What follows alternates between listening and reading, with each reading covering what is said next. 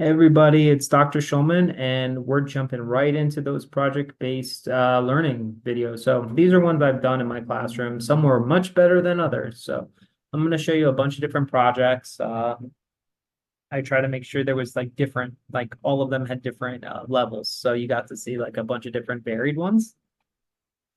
And let's get into it. So here we go.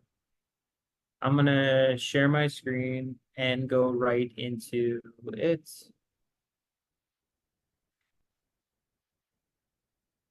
It lets me. All right, cool. So again, project-based learning is a different type of approach for assessment. There's good things, there's bad things about it. Your job is to fill out this intro, define project-based learning and cite it, benefits and drawbacks. Would you use it? What would be your role as a facilitator? Because you're not going to be teaching a lot, you're just kind of setting it up. How are you going to hold your students accountable for participating if you're using groups? How you're going to explain to access it, and what would be your rationale for incorporating this? Like, why would you use this? Or you could say, I wouldn't. All right, so here we get to try them. Here are the 7 ones, or 8. I have so many more than this, but these were the ones that I thought would be useful for you. All right, so we're going to start, and then each one of them, you have to fill this out. So ability to teach the math content, why'd you choose the value? Ability to engage the students, why'd you choose the value? What are the expectations set for students' work? Why'd I select this expectation for students' work? And then the assessments, were the assessments good? So you get to rate the assessments. And then would you use it? Use it as is, modified or not use it? A strength or weakness? What's missing and what's your overall impression? And then at the end, you just give a rating scale, which one you like the best or the worst, or like these are all terrible, or like I will definitely use some of these. Ones I left out that are fun. The Egyptian one is so cool for students. Students creating their own tessellation is really cool. So there's lots of projects I left out, but there's only enough space on this screen for 8. So I just picked 8 that I thought would be useful. So here we go. We're starting with statistical song lyrics. I've used this like a million times and I've been referencing this a bunch. So what happens in this project? Students choose different songs, hypothesize, and determine which one is more lyrically complex through stat analysis and data representation. Students take the more lyrically complex song, determine its beats per minute, then use conversions and scientific notations to complete a table. Students are provided with a guided rubric with built-in examples to provide expectations for the project. So the good thing about this project, one, you got the point value right here. What did we start? Students learn the entire history of statistics from the Han Dynasty, China, and the Roman Empire. They learn where the word mean, mode, and median comes from. Then they learn about the birth of statistics by Grant and Petty and why it was first used and important. So they get the whole history here. At first, so it tells them what to do and it gives them 1 point. It shows them exactly how much each thing is for points, which is great. This one doesn't have Rubik, but it's got the points right here. So I started by asking students what they like about music because I want to get to know them. I can't teach my students if I can't know them. This I made because all my students kept reaching for earbuds and I got sick and tired of them to pull them out, right? So I was just like, what can I do? And then before the calculations, they got to hypothesize which one would have be more literally complex, either more varied words, a higher range, bigger words, a higher max, an average bigger word. The reasoning is up to you. So we gave them an example of whatever was the top 20 song at the time. It was by somebody called Mika. You're the popular song, whatever. And so her first ones were you were the popular one, the popular. So you is 3, were is 4, the is 3, popular is 7, one is 3, the is 3, popular is 7. So this is how I could let students use even like songs with bad words in it because any one of those bad words would just be a 4, right? So they could use whatever they wanted. Then they did a number summary, a box plot, and changing the size. So they would do this as they increased the amount of songs to 27. Then they would do the same thing for then they do the same thing for the second song. And then they got to analyze their data. So they make a frequency table, and I give them an example. And then they make a frequency table and a histogram. And then they get to state which one's more complex and which data do they prefer. So here's part 5. This is this part where students I really challenged, where they got to tap out the BPM of the favorite song. So they just had to tap to the song, whatever the song was. So it's like on 117. They converted it, so that'd be 1.17 times 10 to the 2. And then they got to fill out this chart. And then there's a bonus. The reason why this chart's hard, one, it's scientific notation, but look, goes to millisecond, hour, day, week, month, year, century, millennia, then light year, which is really a distance. And finally, they choose a piece of text that isn't a song from a poem or a movie, a reality TV, and then do the same thing. So that's the first one. I know, exciting stuff. So here's the second one. This one I did my first ever year teaching. It was called Piñata Party. So students would be instructed to build the piñata with multiple geometric shapes, cardboard, scissors, and tape to create them. But I only gave them a certain amount of paint to cover the piñatas based on the surface area. Isn't that cool? And a identical amount of fun-sized candy. So I gave them just a bunch of like small like Reese's and stuff, and that's what they got to fill it for their volume. So if they didn't do the surface area right, it would look weird with the paint, right? If they didn't do the volume right, they'd either break their piñata by shoving too much candy in it, or when they broke their piñata at the end, not enough candy would fall out. So students were given a pack with one example, and then students got to hang their piñatas and smash them. The cops ran into my really tough high school room because they thought a fight broke out, but they were all just breaking their piñatas. So after that, I had to tell them what I was doing when I was doing crazy stuff in my classroom. So the cops were all rushed into my classroom during the day when they were breaking everything with piñatas. So here is the document. So group 1, 4 different shapes. If it was 2 to 3, 5 different 3D shapes. Group 4 to 5, 2 separate piñatas of 5 shapes, or 1 with 7 shapes. And they had to do this, the example, the name, a drawing diagram, and the surface area and volume formula. And at the end, they had to do the total. And this is what I gave them the candy for and the paint. Still can't believe it's insane. Oh, here's a picture of somebody making it, which is kind of cool, right? His was a plane. This student did a great job. His plane looked awesome. And here is the original slides. I've done other versions of this, but how much paint do we need? How much candy can we put inside? They first had to name all the shapes, which is cool. They got to select if they want to work alone or with the team. I told them that I work by myself, but that's 1, teams of 2 or 3, teams of 4 to 5. So I try to just keep it random. You know, if you just do pairs, sometimes they don't like to work together. I gave them a formula sheet, which had all the surface area and volume formulas, and then I just gave them examples. Look at each one turns into the net. Each one has the net. And we just did examples. I did examples of these on the board, but I kind of just let them go get after it, you know? I had so many pictures at some point of all these piñatas hanging from my classroom. It was cool. All right, so here's the torch. So this project was really intense. So a project in which students were encouraged to find problems facing their school community and utilize research and mathematics to devise a plan to stop them. So I took this from a 6th grade class by Sandra Mason, okay? And this is the article I took it from where she did this. And this project was the highest dimension of Banks's, and I made this little table of Banks's stuff. So restructuring a school culture to foster students' experience of educational quality and made a sense of empowerment within the community. So this is really important stuff. So this is what the torch looked like. Um, I had a student who brought in a local preacher and they worked together to set up a food bank because they said that the biggest problem was students getting arrested for stealing at the local Smith's grocery store. Another student brought in the actual principal and they got recycling boxes because they proved to the principal that he could save some money based on recycling. So this was the torch. This is what I came up with.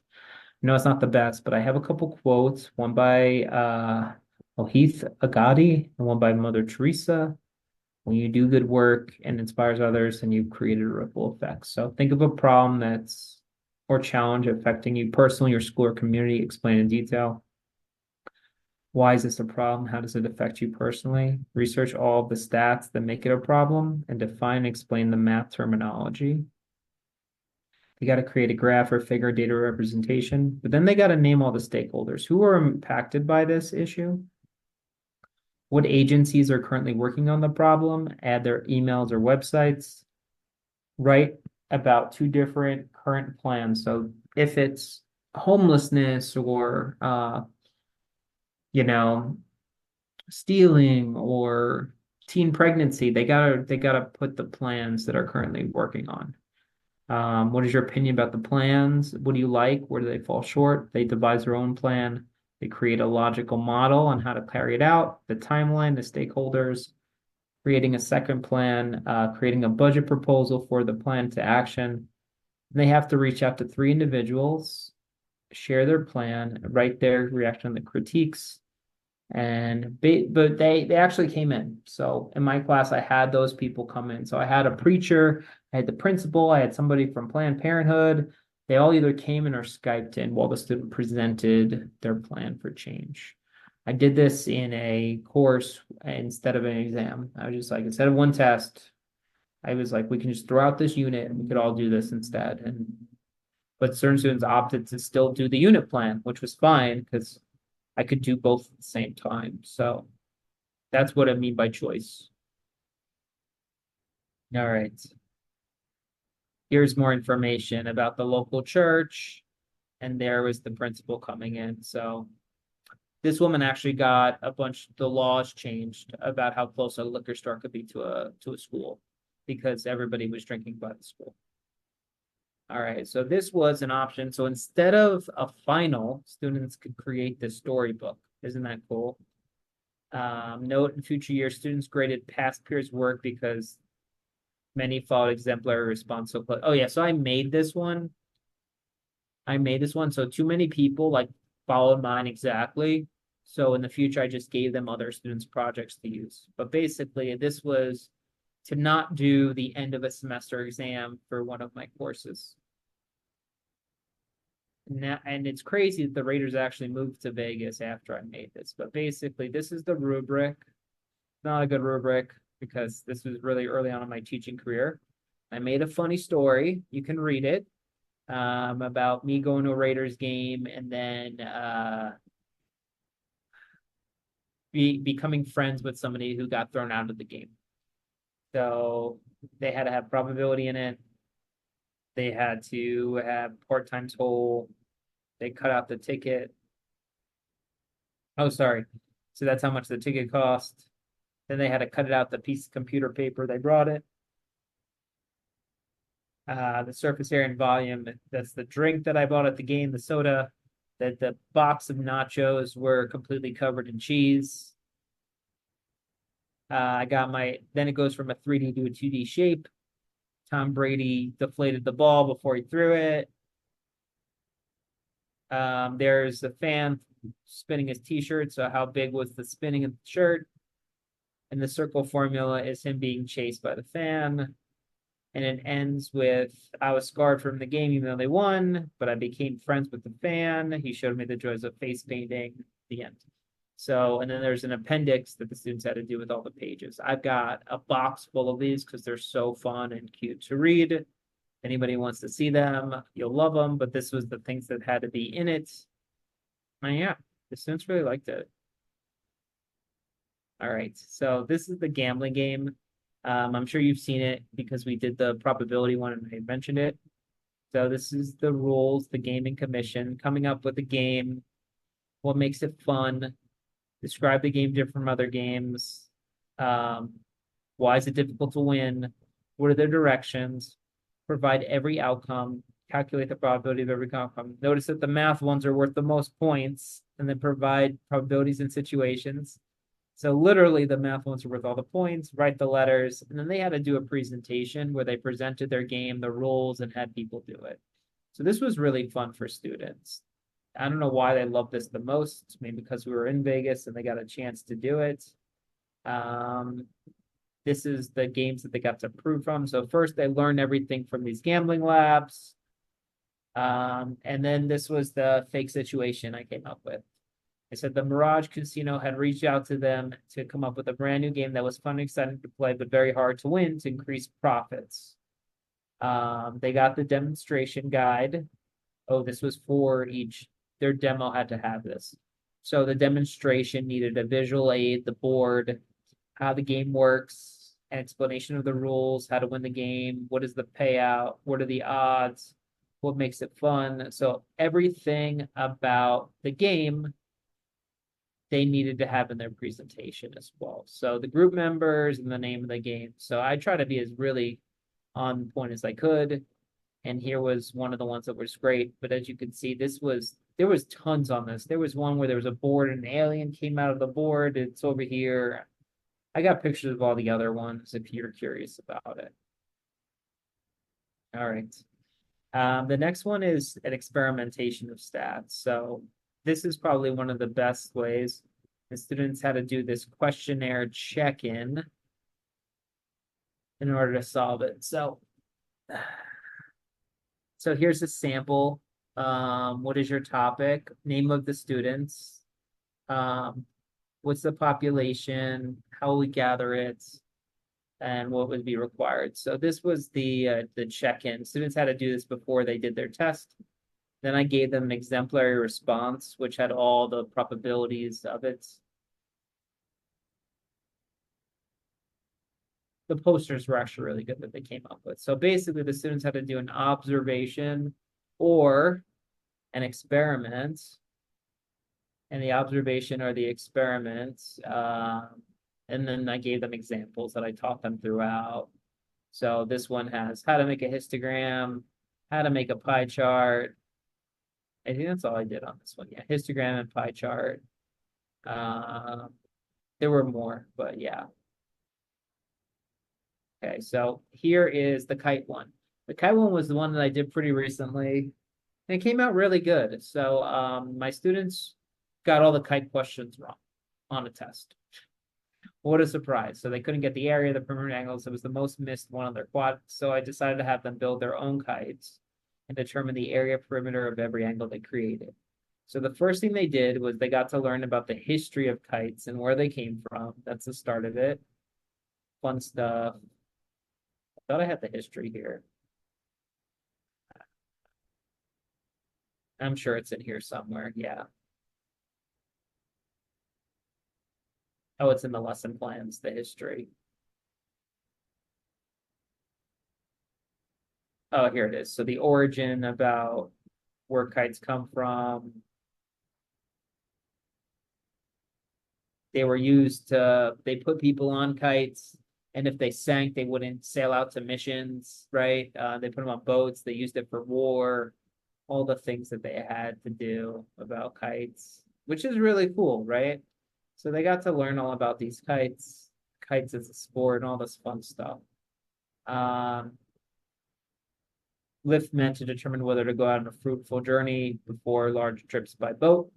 So after building the kite, they're required to decorate it. Is there a picture of some? Oh yeah, there's tons of these kites. Yeah, don't they look cool? So they had to write their name in Chinese letters and a symbol for good luck. This student did a, what's it called? She did a, oh yeah, it was like It. It was from It, which was really cute. So they had to put Chinese characters on it and images of good luck. Students hung their kites around the classroom. On a nice day, they were flown. So students were provided with this grading scale, And what did I make for the grading scale? I can't remember. So it's a complete diagram with all the labels, measures of the sides, measurements of this, diagonals. So the first one was just the mathematical correctness. Then one was a decoration for 10 points, correct name in Chinese, at least one image a block, pointing using at least 3 colors in different ways, neatness of design and creativity.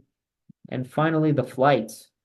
So structural soundness, ability to get off the ground with wind, 5 seconds of flight time, control the kite while in the air, and smoothness of landings. This one went really well. All right, so here's the last one, the 8-bit party.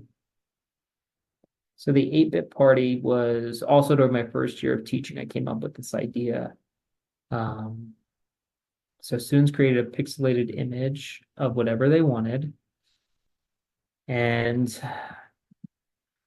didn't go the best, but I just showed them a ton of stuff about art and how math was art. And I was like, we're going to learn about symmetry, color, and everything that they made from their model would be used throughout the course, which was cool. So these were artists that I was going to show them about, which is cool, like Jackson Pollock, Escher, Malevich, Ferguson, and Farsi. So use your brain to pick an image, choose up to 5 colors, get to coloring. And these were some of the ideas that I tried to give them. So they got a blank piece in the bottom, at least 5 colors, or no, sorry, most 5 colors, color number, fraction, decimal, percent. Then they got to learn about what makes things beautiful. This was by Dubish. He created these formulas for finding beauty, which is cool. This is dynamic symmetry. This is regular symmetry. This is what makes things beautiful. We talked about the Fibonacci sequence, and then they took out their picture. They found how many lines of reflection and its rotational order, which was cool. And these are some practice ones. Then they got to dilate it. So at the end, they got to take their image and make it really big. So they got to dilate their image, but basically they got to grow it at the very end on a giant piece of graph paper. So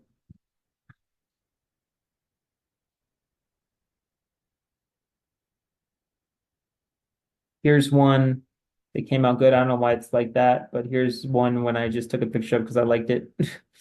But that one was really cute. This is the page, this is the template that they have. So you can try this yourself if you like. They got to pick the colors. See this image.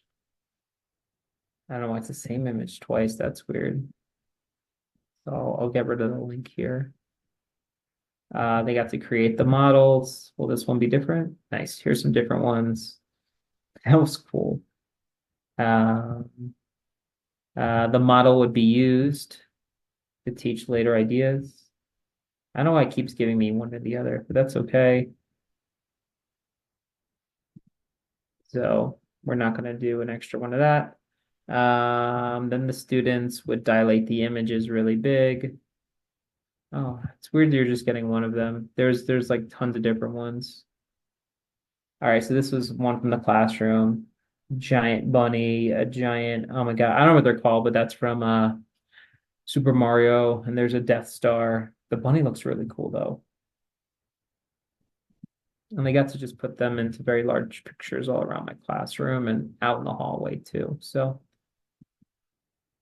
well, it is what it is. Some of them, at least you got to see a piece of it. Okay.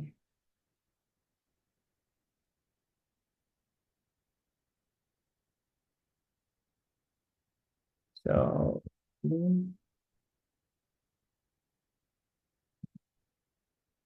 guess it's just still learning, loading. There's just too many things open. All right, so let's just put a project-based learning.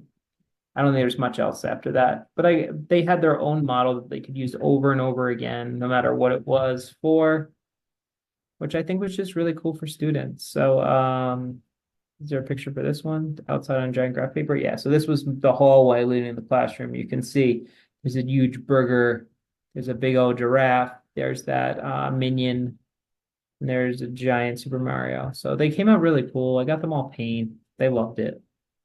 So Yeah.